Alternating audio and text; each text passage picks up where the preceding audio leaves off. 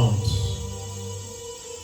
à Gédéon, détruisez l'autel de ton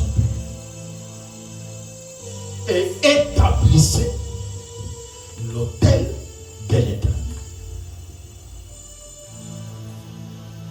Je me suis posé la question, mais pourquoi Dieu ne demande pas au père de Gédéon, celui qui avait établi l'autel de Baal, de détruire son autel et de rétablir, reconstruire l'autel de l'Éternel? Que Dieu vous bénisse. Amen. Pourquoi le Seigneur demande au Fils à la place de Père? Laissez-moi vous dire que le Seigneur nous a donné une force de détruire tout ce que nos parents ont posé comme acte. C'est pourquoi je vous invite de croire à ce que vous faites. Croyez à vos prières. Croyez à votre foi. Parce que si vous entrez dans la vie de votre père, de votre grand-père, de votre arrière-grand-père, il y aura des doutes. Vous allez remarquer qu'ici, ils n'ont pas bien marché. Ici, ils n'ont pas fait bien les choses. Et laissez-moi vous dire que quand le Seigneur demande à Gédéon de détruire l'autel de son père, c'est parce que Dieu ne pouvait pas descendre et agir. Dieu n'agit pas dans la vie de quelqu'un quand il y a des autels. Retenez cela. Parce qu'il y a des gens qui prient aujourd'hui. Ils ne voient pas la main de Dieu. Ils se découragent. Ils pensent que non, peut-être il n'y a plus l'onction dans l'église. Peut-être le pasteur n'a plus l'onction. Non, non. C'est le problème d'autel qui existe en vous, qui peut empêcher Dieu d'agir. Parce que le Seigneur, quand il descendait, il voyait l'autel de Baal, il ne pouvait pas agir avec Israël. Il ne pouvait pas marcher avec Israël. C'est ainsi qu'il a tiré quelqu'un. C'est comme Dieu aussi vous a tiré hors de votre famille pour vous donner cette connaissance. Laisse-moi te dire que tu as une grande responsabilité. Amen. C'est toi qui peux sauver ta famille. Alors là, il faut croire et mettre dans votre tête la prière que tu fais. Tu ne le fais pas seulement pour toi. Tu le fais pour toi, pour tes enfants, pour tes frères, pour tes grands frères, pour tous les membres. Parce que vous allez trouver, il y a des familles où vous dites non, la famille n'a pas soba muto abala malonga zate. Na famille n'a pas soba zwakani salade. Na famille n'a pas soba ezakaka kende zonga. Botana no avant kende libala. Donc quand le Seigneur appelle Gédéon, il a vu la détermination. Il a vu la foi que Gédéon avait.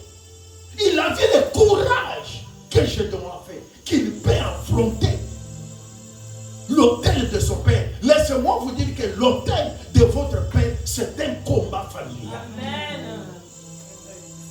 C'est un combat familial. Amen. Le Seigneur Jésus-Christ, il dit, l'ennemi de l'homme, l'inimitié ou le combat commence toujours dans sa famille. Il faut mettre ça dans votre tête. Je vous avais démontré l'autel péché que nous laissons dans nos vies, cela implique l'autel de Baal en vous. Parce que quand ce péché-là vit en vous, c'est cet autel-là qui empêche Dieu d'agir. Et la solution, c'est quoi? Détruisez d'abord l'autel de Baal. Ensuite, établissez l'autel de l'Éternel pour que l'Éternel réponde à tes prières. J'avais demandé aux gens de regarder leur parcours. Qu'est-ce que tu as posé comme acte? Vous savez que l'autel ne meurt jamais. Retenez ça. L'autel ne meurt jamais. L'autel, on le détruit. Est-ce que quelqu'un m'entend? Amen. Ce que j'ai dit, c'est une grande déclaration. L'autel ne meurt jamais. Il y a des autels construits des paroles. Il y a des autels construits des cérémonies. Il y a des autels construits. Tu y as fait un acte. Tu y as posé un acte. Et cet acte-là constitue un autel. C'est-à-dire que c'est là que Satan entre dans ta vie. Parce que l'autel met en relation avec l'homme et Dieu. Et quand le Seigneur dit à Gédéon, détruisez l'autel de Baal de ton père, c'est-à-dire que Baal entrait à partir de cet autel, qu'il soit en relation avec le peuple. Que Dieu vous bénisse. Amen. Que le Seigneur soit avec vous. Amen. Alors, vous comprenez que quand vous ouvrez une porte à l'ennemi, vous empêchez Dieu. Pourquoi? Parce que Dieu, Jésus-Christ, il a dit, personne ne peut servir deux maîtres. C'est-à-dire l'autel de Baal. Vous commettez des choses abominables. Vous commettez des péchés. Et ce péché-là, quand il vit dans votre vie, vous servez déjà. Amen. Amen. Acclamons le Seigneur, notre Père est là. Amen. Bien-aimé, il faut tout faire. Si vous remarquez, parce qu'il y a des gens aujourd'hui dans les églises, il est tantôt chrétien, il est tantôt païen. Il prie, il vient à l'église, mais la vie à l'extérieur, il vit comme tout le monde. Maintenant, c'est ainsi que Dieu a dit à Gédéon, je ne peux pas descendre et libérer Israël aux mains des Madianites, ni des Philistins, si quand je descends, je vois l'autel de Baal. Et là, je ne peux pas. Donc, chacun de nous devrait regarder sa vie. Qu'est-ce qui empêche Dieu d'entrer facilement dans ma vie et agir? Ce n'est pas ni le problème du pasteur, ce n'est pas ni le problème de l'église. D'abord, c'est vous-même. Amen. Amen. Alors, vendredi, nous avons parlé de l'autel de nos pères.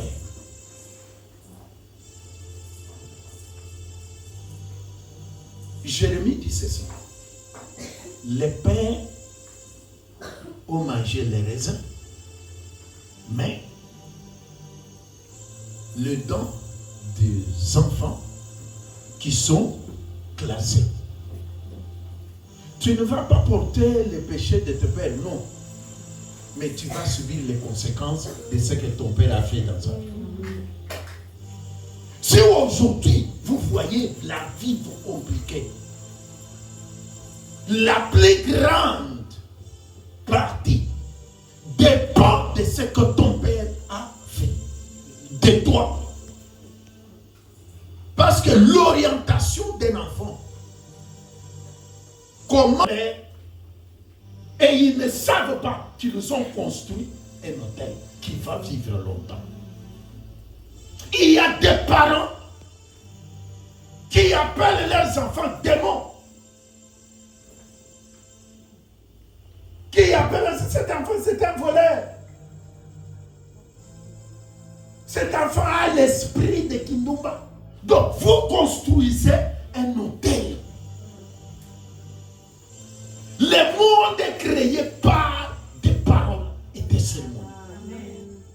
Alors il faut beaucoup tirer attention.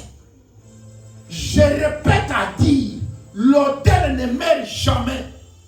On ne laisse pas l'autel dans la vie soi-disant que non, ça va passer. Non, Dieu a dit à Gédéon, détruisez l'autel. L'autel ne meurt jamais, il faut les détruire. Que le Seigneur vous donne la foi de détruire tout ce que vos parents ont posé. Qui complique, si peut-être vous êtes en sortie, mais laisse-moi te dire que tu as des petits frères, des petites soeurs, des grands, des yaya, que la vie les complique. Et aujourd'hui, comme vous êtes aujourd'hui en Europe, donc, Yomoko Komitata, Yomoko Mama, Yomoko Yaya, tout le monde les a fixés sur toi. Tout ça, pourquoi? Il y a l'origine de toutes les conséquences. Moi, j'ai une grande sœur. Et les noms qu'il porte, c'est les noms des féticheurs de notre père. Une femme, mais on lui a donné les noms des féticheurs de notre père, qui était un homme. Maintenant, tous les hommes, les diamantifères, les commerçants, quand ils sont venus pour marier ma grande sœur a refusé. Mais les jours où il a croisé un féticheur, il a dit, je vais mourir ici. Donc, l'hôtel était déjà posé.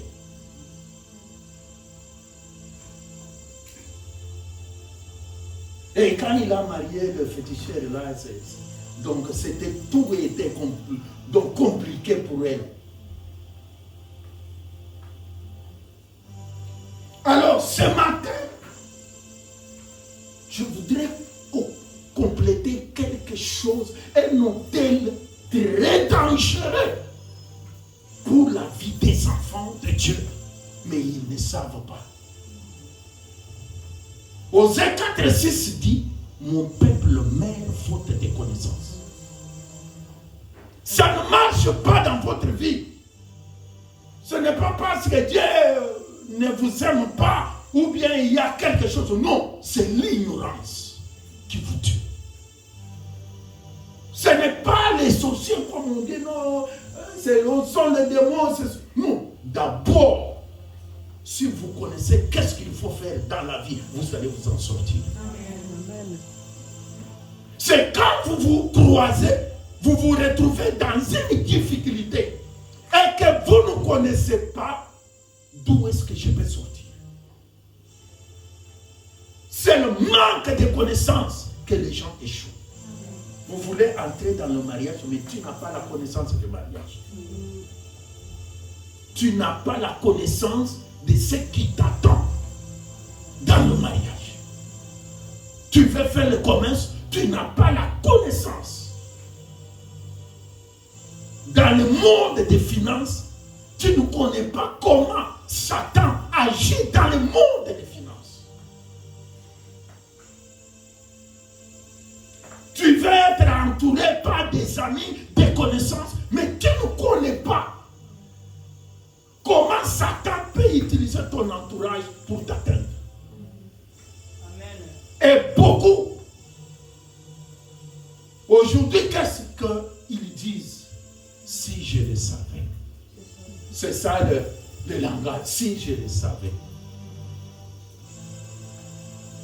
Comme tu ne savais pas, et voilà, tu es tombé. Beaucoup ont marié des hommes, des femmes, et aujourd'hui, ils disent, si je le savais,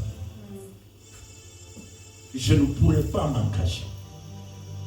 Mais comment tu peux le connaître? Parce que tu n'as pas cherché la connaissance. C'est pourquoi Dieu il dit toujours à Osée 6:8, il dit, je vais te rejeter parce que tu rejettes la connaissance. Laissez-moi vous dire que la vie éternelle que nous cherchons, d'abord, c'est la connaissance.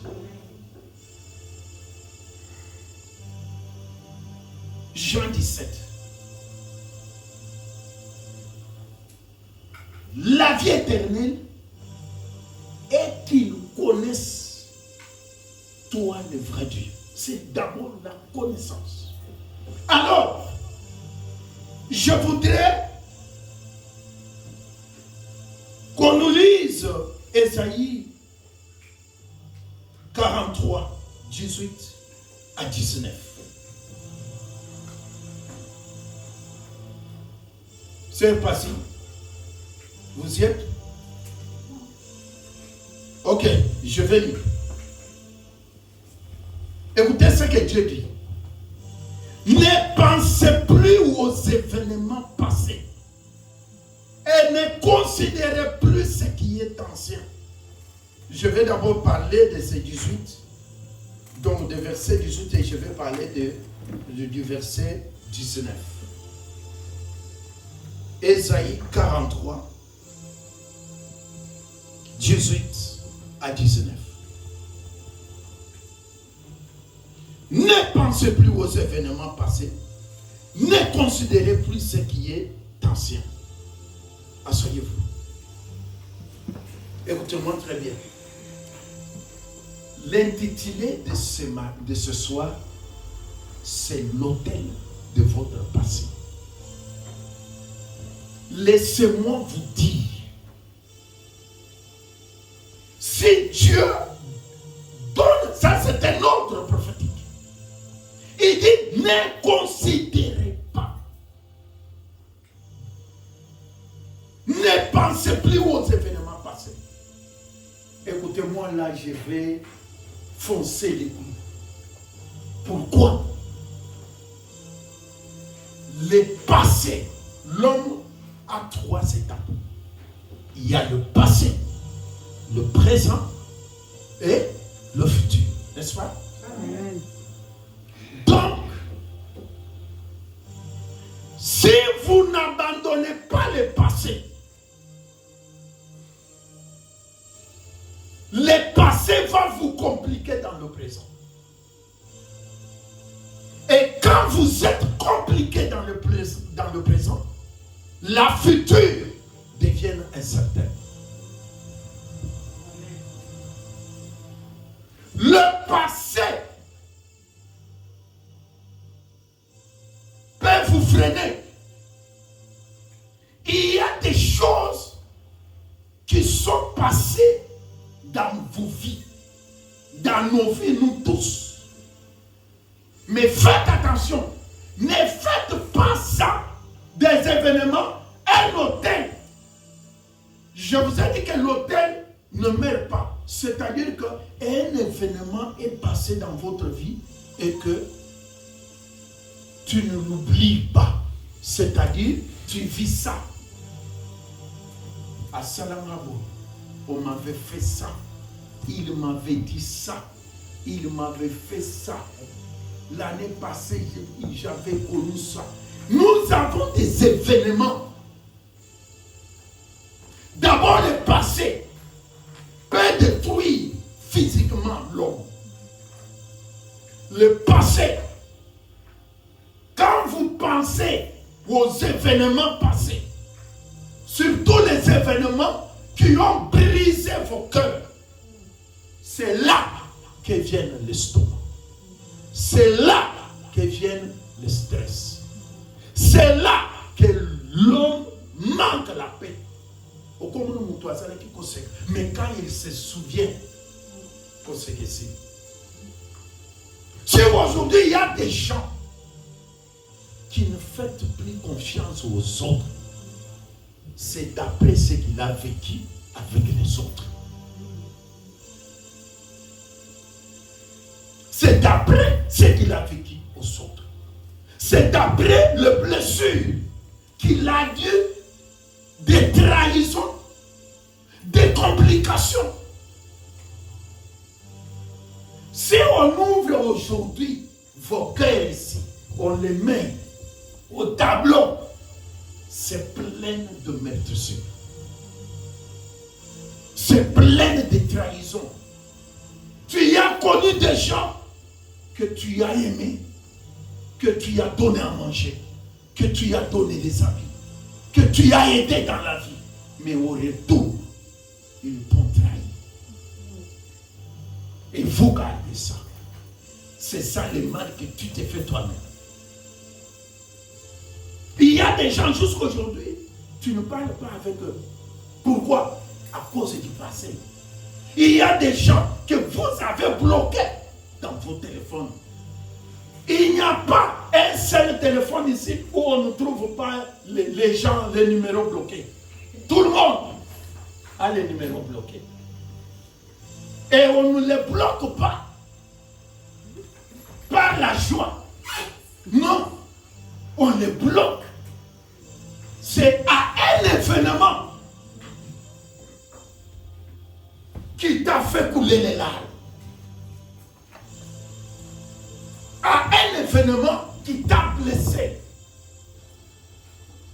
Maintenant, le mal, c'est quoi? C'est quand tu fais vivre ça dans ta vie, tu ne l'oublies pas, c'est-à-dire tu établis l'autel qui ne mène pas. C'est ainsi que Dieu dit à Esaïe, dis à mon peuple de ne plus penser aux événements passés. Amen. Amen. Parce que, regardez, Dieu nous a créés, nous marchons comme ça, devant en regardant devant. Mais dès que vous faites comme ça, pour marcher, vous regardez derrière. Vous risquez de taper le pied contre une pierre et vous tombez. Il y a des gens que avant ils avaient une bonne vie. Une très bonne vie. Mais la vie qu'ils mènent aujourd'hui ici, et surtout quand vous avez vos photos, quand vous commencez à ouvrir ou bien il y a des visites, venez et regardez ce que j'étais. Regardez ce que j'étais. Regardez ce que j'étais. Tu reviens. C'est-à-dire que tu vis, tu recules. Au lieu d'avancer, toi tu recules. C'est pourquoi il faut prendre toutes les photos, de bons souvenirs qui peuvent, quand vous regardez ces photos-là, ça vous brise le cœur. Non, il faut cacher ça. Il faut oublier. Dieu ne peut rien faire aussi longtemps que vous êtes dans le passé. Dieu, il s'appelle je suis, c'est-à-dire le présent. Amen. Si vous ne venez pas Amen. rencontrer Dieu dans le présent, vous êtes dans le passé. Tu ne verras jamais Dieu dans le passé. Oubliez ce qui est passé. Détruisez cet hôtel. Le passé peut vous tuer. Le passé. Si vous voyez, il y a des gens qui n'aime plus les gens, il n'a plus d'amitié, il ne fait plus confiance aux gens. Si vous entrez dans la vie, il vous dira, j'avais connu tel, il m'avait fait ça. J'avais connu tel. Marchez dans les églises. Vous allez voir qu'il y a 2 pasteurs qui ne reçoivent plus. Comme notre gars dit, sa chair, la porte elle est ouverte pour tout le monde. Mais il y a des églises... c'est difficile. Pourquoi? Il va vous dire non, j'avais reçu un pasteur ici. Regardez ce qu'il a fait. J'avais reçu tel. Regardez ce qu'il a fait. J'avais reçu tel. Regardez ce qu'il a fait. Il a divisé mon église. Il a amené mes enfants. Il a fait ça. Il a fait. Donc, c'est tout un hôtel qui bloque un homme de Dieu de faire confiance aux autres. Il y a des femmes aujourd'hui qui refusent de se remarier. Il y a des hommes aujourd'hui qui refusent de se remarier. Il croit que non, tous les hommes sont. Il a croisé un homme, donc lui, donc sa chambre était devenue un ring de boxe. Et quand on lui parle de mariage, il tremble. Donc il vit les passés.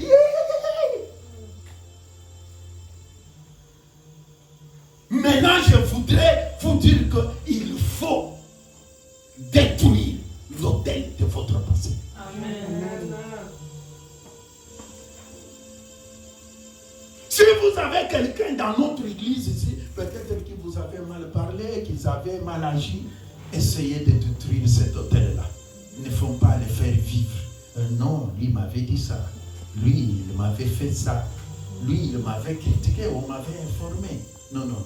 Faites détruire cet autel pour que tu puisses rejoindre Dieu dans le présent. Écoutez le verset 19. Qu'est-ce que Dieu dit? C'est facile. Qu'est-ce que Dieu dit au verset 19? Ésaïe 43. Vous n'êtes pas là? Ok, je vais lire. Voici, je vais faire une chose nouvelle. Quand Dieu dit à Gédéon, détruisez l'autel de votre père, reconstruisez l'autel de l'Éternel, c'est une chose nouvelle. Écoutez, il doit y avoir des choses nouvelles dans nos vies. Maintenant, les choses nouvelles viennent comment? C'est quand on déplace les anciennes. Une poubelle remplie, on ne peut pas mettre encore des ordures. Il faut d'abord vider les poubelles. Est-ce que quelqu'un peut vider sa poubelle dans son cœur ce soir pour que Dieu mette des choses nouvelles? Amen. Que le Seigneur crée des choses nouvelles dans vos vies. Amen. Amen. Écoutez. Amen. Si vous avez croisé des mauvaises personnes, vous devez mettre dans votre tête qu'il y a des bonnes personnes. Amen. Amen. Si vous avez croisé des mauvais amis, compagnies, des mauvais maris, des mauvaises femmes, croyez qu'il y a aussi, comme il y a des mauvais, il y a aussi des bons. Amen. Quand il y a plus, il y a moins. Quand il y a la mort, il y a la vie. Amen. Quand il y a de mauvaises personnes, il y a de bonnes personnes. Amen. Croyez. Quand vous croyez aux bonnes personnes, le Seigneur vous enverra les bonnes personnes. Amen. Mais si vous dites non, il n'y a plus de bonnes personnes. J'ai entendu, il y avait un frère, quand j'étais au centre, il avait une sœur, il me dit que non, pasteur, voilà une femme. Il dit, allez un peu causer avec elle. Et qu'est-ce que la femme lui a répondu? Les bonnes personnes, les bons hommes, ce sont des espèces en voie de disparition. Il n'y en a plus, surtout ici en Europe. Donc, pourquoi il dit ça? C'est par rapport à ce qu'il a vécu. Il ne croit plus. Il y a des gens, quand vous-même vous les demandez de venir à l'église, ils ne croient pas qu'il y a une de bonnes églises. Ils disent, l'église, pasteur Nabinoana. Ils ne croient pas qu'il y a encore de bons pasteurs. Ils ne croient plus. Ils ne croient plus. Pourquoi? Ce qu'ils ont vécu. Vous prêchez quelqu'un, loin de l'église. Dans votre église, est-ce que je ne saurais pas, je ne vivrai pas ce que j'ai vécu? Donc, si vous voulez gagner dans votre vie, vous voulez réussir, croyez toujours aux choses positives. Croyez aux personnes positives. Bien sûr, il y a des mauvais partout. Mais laissez-moi vous dire, il y a toujours quelque part des bonnes personnes. Amen. Donc, si vous êtes découragé à faire quelque chose, laissez-moi vous dire que non. Faites ce que le Seigneur vous demande de détruire cet hôtel-là. Écoutez ce que le Seigneur dit. Je vais faire une chose nouvelle sur le point d'arriver. Ne la connaîtrez-vous pas?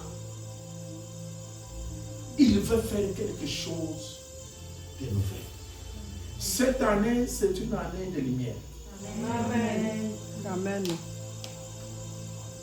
Et la lumière que je donne ici, c'est pour éclairer votre raisonnement. Regardez, allumez cette lumière et regardez l'autel. Cet hôtel-là, c'est l'hôtel de Baal. Cet hôtel-là, c'est là que Satan est en train de te chercher et est en train de te contrôler. Il faut le détruire. Parce que la lumière, la connaissance aussi, c'est une lumière. Savoir quoi faire, c'est une lumière. Maintenant, l'année de grande réalisation. Dieu ne peut jamais faire une réalisation nouvelle si tu n'as pas dégagé. Si tu n'y as pas laissé une place dans ta vie, dans ton cœur. Qu'est-ce que je vais dire par là? Je voudrais seulement dire que nettoie ton cœur. Ton cœur n'est pas une prison où vous devez mettre les gens, où vous devez garder. Ton cœur n'est pas un musée où vous devez garder les choses anciennes. Les choses anciennes. Quand quelqu'un fait une erreur, que ce soit ton mari, ta femme, ta petite sœur, ta fille, ton frère, s'il pose un acte auquel tu n'es pas content, tu ouvres votre misère. Tu y avais fait ça. Tu y avais fait ça. Tu y avais fait ça. Mais pourquoi tu gardes tout ça dans votre cœur? Pourquoi tu gardes tout ça? Si vous êtes comme cela, laissez-moi vous dire que vous avez établi des hôtels qu'il faut détruire. Parce que vous faites vivre ça. Et quand vous vivez ça, ça va vous donner notre cœur. Un musicien congolais, il a dit Konim Seiza Kobo Sanate. Mais moi je dis non. Konim Seiza Kobo Sanate. Parce que ce qui est au beau sanité, toi-même tu te fais mal. Tu te fais mal. Tu te fais mal. Je voudrais que nous prions et détruire les hôtels. Des événements que nous gardons dans nos cœurs, qui gardent les places auxquelles Dieu peut créer des choses nouvelles. Tu as connu de mauvaises personnes, de mauvais amis, de mauvaises compagnies. Laissez-moi vous dire que chaque chose a son temps. Il y a le temps de plaire et le temps aussi de sourire. Amen. Comme vous avez connu les mauvais, tu peux aussi connaître les bonnes personnes. Amen. Et nous allons prier que le Seigneur envoie dans ta vie des choses nouvelles. Amen. Parce que c'est l'année des grandes choses et des lumières. Amen. La lumière, quand lui, c'est pour que nous découvrions ce qu'on ne cherche pas. Ce qu'on ne voyait pas quand on les cherchait. Parce que quand vous cherchez quelque chose dans les ténèbres, tu vas t'attendre. Mais dès que vous allumez la lumière, c'est direct. Vous voyez? Donc la lumière éclaire la vie d'une personne. Maintenant, nous allons demander à Dieu qu'il nous éclaire. Autel, nous soyons bons maintenant. Parce qu'il y a des sorciers, des démons, des hommes qui nous travaillent dans les ténèbres. Donc, la famille et tout, il vous fait ça, vous ne les connaissez pas. Quand il vient pour vous ensorceler, il vient et il prend la figure d'une autre personne.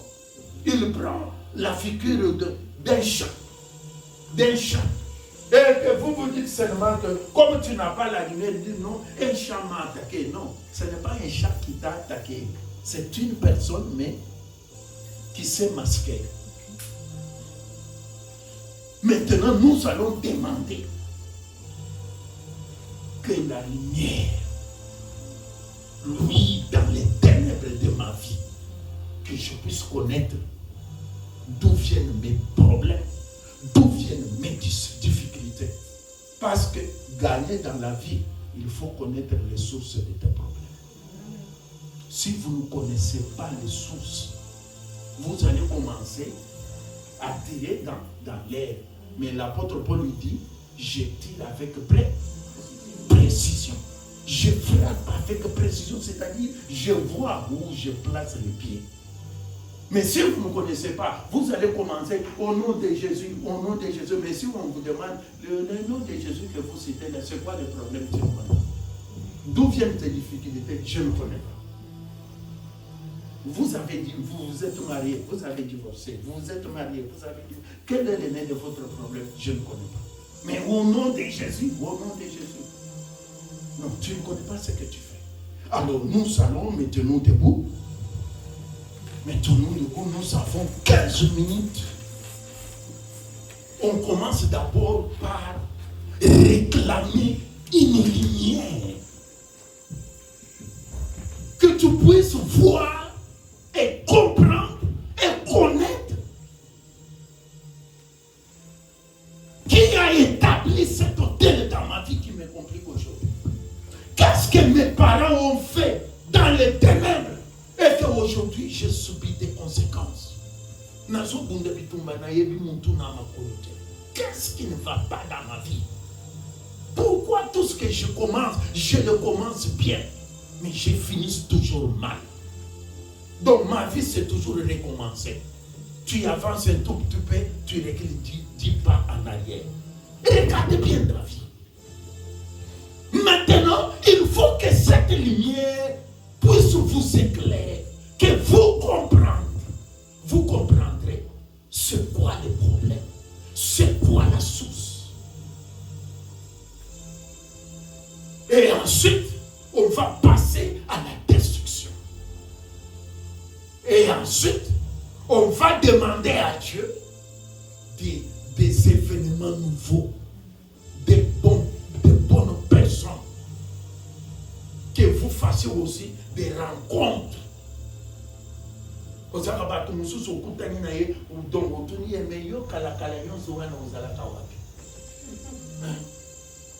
Tu m'as laissé chier ici et j'ai pleuré, j'ai croisé des mauvaises personnes. Mais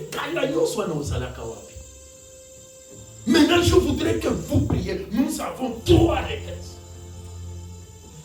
Première requête, c'est demander la lumière. Quel est l'autel qui est caché dans ta vie? Que ce soit du côté parent, que ce soit toi-même. Tu as fait quelque chose, tu as fait une rencontre. Et aujourd'hui, tu as dit peut-être des paroles. J'avais croisé une femme, pasteur, maman pasteur, qui ne mettait pas au monde 25 ans. Mais quand j'ai parlé de ça dans son église, À la fin, il m'appelle, il dit, quand toi tu prêchais, moi j'étais réglé derrière. Et j'ai trouvé l'autel qui était caché dans ma vie. Je lui ai posé la question, c'est quoi maman? Il dit, quand j'avais 15 ans, avant le mariage, 15 ans, voisin, maintenant les enfants, un enfant de 2 ans qui jouait de voisin, il jouait dans l'eau.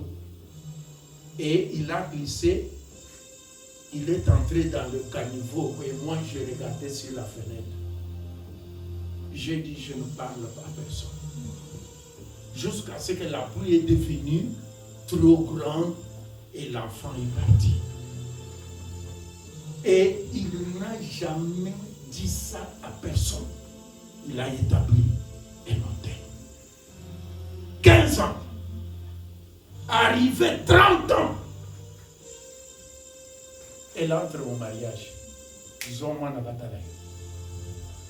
Vous voyez, un hôtel établi à 15 ans.